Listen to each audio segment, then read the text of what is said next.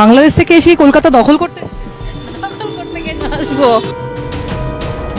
হঠাৎ করে কলকাতার রাস্তা এক নারীর সাথে বাংলাদেশ ছাত্রলীগের সাবেক সাধারণ সম্পাদক গোলাম রাব্বানী হেঁটে যাচ্ছেন। সে সময় সেখানকার এক সাংবাদিক তার সাথে থাকা নারীকে জিজ্ঞেস করলেন তারা কোথা থেকে এসেছেন। স্বল্প সময়ের কথোপকথন শেষে সাংবাদিকদের প্রশ্নের উত্তর দিতে থাকেন রাব্বানী। প্রশ্ন হলো, এটা কি স্বাভাবিক কোনো কিছু নাকি পরিকল্পিত? বাংলাদেশ নিয়ে গুজব ছড়ানোর সমাপ্তি শেষ হবে কখন, সেটা জানতে চায় বাংলার মানুষ। সোমবার কলকাতার কোনো এক গণমাধ্যমে এক আকস্মিক সাক্ষাৎকার দিতে গিয়ে বাংলাদেশের বর্তমান পরিস্থিতি নিয়ে বিরূপ মন্তব্য করেন ছাত্রলীগের সাবেক এই সাধারণ সম্পাদক। বাংলাদেশের সংখ্যালঘুদের বিষয়ে তার কাছে জানতে চাওয়া হলে উত্তরে গোলাম রাব্বানী জানান, সংখ্যালঘুদের উপর নির্যাতনের ঘটনা সত্যি, যা রটে তা তো কিছুটা ঘটে। অবশ্যই যাহা রটে কিছুটা হলে তো বটে হয়েছে। কতদিন ধরে কলকাতা?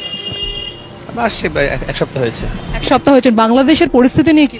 না, বাংলাদেশে এই মুহূর্তে যেটা হচ্ছে সেটা অবশ্যই অনভিপ্রেত, কারণ ভারত আমাদের মহান মুক্তিযুদ্ধের সময় থেকে অকৃত্রিম বন্ধু। এ সময় কলকাতা দখল করার প্রশ্নে রাব্বানী বলেন, কলকাতা আমরা আসছি এক সপ্তাহ হয়েছে। বাংলাদেশ এখন যে ঘটনা ঘটছে তা গ্রহণযোগ্য নয়। সরকার পতনের পর এই পরিস্থিতিতে ৭১-এ যারা হেরেছিল তারা চাচ্ছে এখন যে কোনো উপায়ে সুযোগ নিতে। আমরা প্রতিবেশী, এখানে সাম্যের ভিত্তিতে পারস্পরিক সৌহার্দ্যপূর্ণ সম্পর্ক যেটা দেশ। অবশ্যই ভারতের প্রতি আমরা চিরকৃতজ্ঞ। তারা আমাদেরকে মুক্তিযুদ্ধের সময় ২ কোটি আমাদের উদ্বাস্তুদের আশ্রয় দিয়েছেন, আমাদের মুক্তিযুদ্ধে সহায়তা করেছেন। এই কৃতজ্ঞতা বোধটা অবশ্যই আমাদের যারা প্রকৃত শান্তিপূর্ণ নাগরিক তাদের মধ্যে রয়েছে। তো আমরা এই সম্পর্কটা সারা জীবন রাখতে চাই। যারা এখন উদ্ভূত পরিস্থিতিতে এই বিগত সরকারের পতনের পরে একটা ভোলাটাইল সিচুয়েশন হয়েছে, এই পরিস্থিতির সুযোগ নিয়ে তারা চাচ্ছে যে ৭১-এ যারা হেরেছিল এই প্রতিশোধে সেই তারা চেষ্টা করছে এই অস্থিতিশীল সৃষ্টি করার জন্য। কি হচ্ছে ডেফিনেটলি হচ্ছে। এটা তো সবচেয়ে বড় হচ্ছে এখানে আগে যেমন একটা কন্ট্রোল ছিল, ওভারঅল সবকিছু স্থিতিশীলতা ছিল। ১৫ বছরে একদিনের জন্য ক্লাস পরীক্ষা বন্ধ। ছাত্র আন্দোলন সম্ভবত সেই জন্যই হয়েছিল যে সেই বাস্তবতা কিন্তু সেটা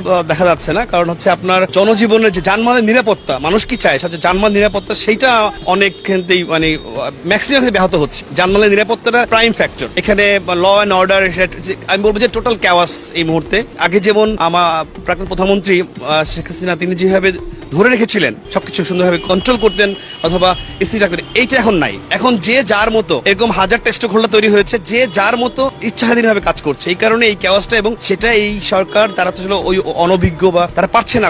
এদিকে গোলাম রাব্বানীর সঙ্গে থাকা নারীর পরিচয় নিয়ে প্রশ্ন তুলেছেন নেটিজেনরা। অনেকে আবার মন্তব্য করছেন রাব্বানীর সঙ্গে থাকা নারীটি তার স্ত্রী। জানা গেছে ২০২২ সালের ২ ডিসেম্বর বিয়ে করেন রাব্বানী। তার স্ত্রীর নাম ইশরাত বাড়ি তৃণা, বাড়ি ব্রাহ্মণবাড়িয়ায়। তৃণা চীন শাখা ছাত্রলীগের সাবেক নেত্রী এবং পেশায় একজন চিকিৎসক।